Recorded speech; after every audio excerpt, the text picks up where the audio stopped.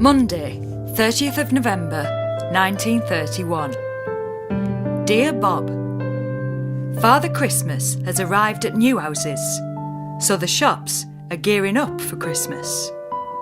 But it'll not be a good one for many people.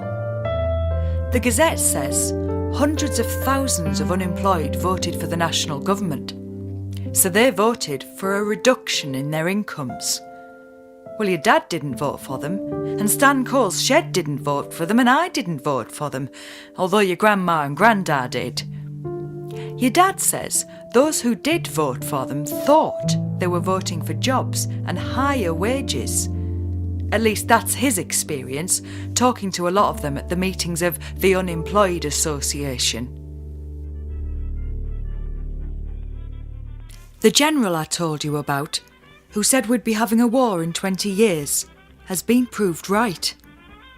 The papers are saying 3,000 Chinese people have been killed by Japanese aeroplanes.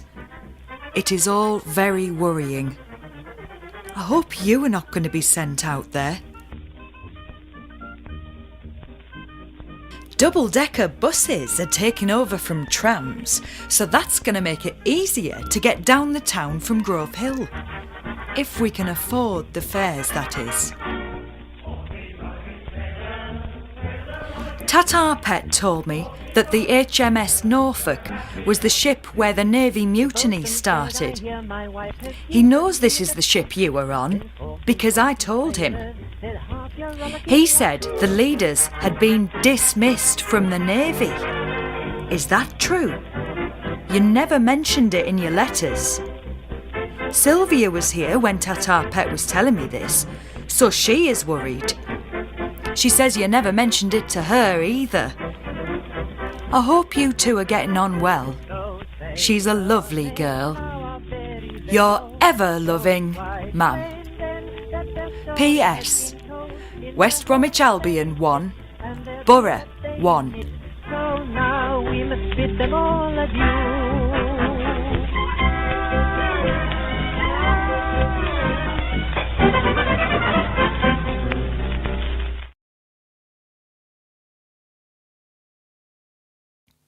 Saturday, 12th of December, 1931. Dear Bob, here I am again, hoping that you are well, and to tell you some good news we've just had. Furness Shipyard has got a contract for an oil tanker for a Canadian firm. Your dad was tipped off about it and got over there sharp, and he has to start on Monday. It'll only be for this one ship, but hopefully they'll get more orders next year. I can't tell you what a relief it is, and just in time for Christmas. Sylvia was here and I was doing her hair when Stan Cole and your dad walked in. Stan Cole was complaining about the unions accepting a wage cut for dockers. I asked Stan what he thought of Mr. Hitler in Germany. He seems to be saying the same things as Stan. I thought Stan would explode. He said, "Hitler is a fascist." I asked him what that was, and he said that when Hitler speaks, everybody else has to shut up. That sounds like Stan, though I didn't say so.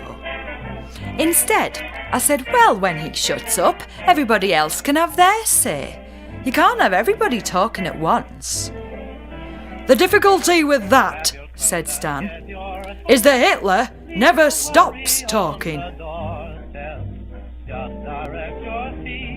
Whatever they say about the rich of this town think of the town and do good things for it. There's a list in the Gazette. Albert Park, Stewart's Park, Pallister Park, the Dorman Museum, Constantine College, Carter Bequest Hospital. Now, Colonel Poole has bought Grey Towers, which was Sir Arthur Dorman's house, and given it to Middlesbrough. He didn't have to do that.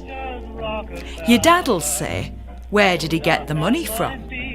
But that doesn't change the fact that he didn't have to give it, and he was thinking of the town and not himself. And that's more than can be said for some of the Labour Party people. We have a lot to be proud of and thankful for in our town.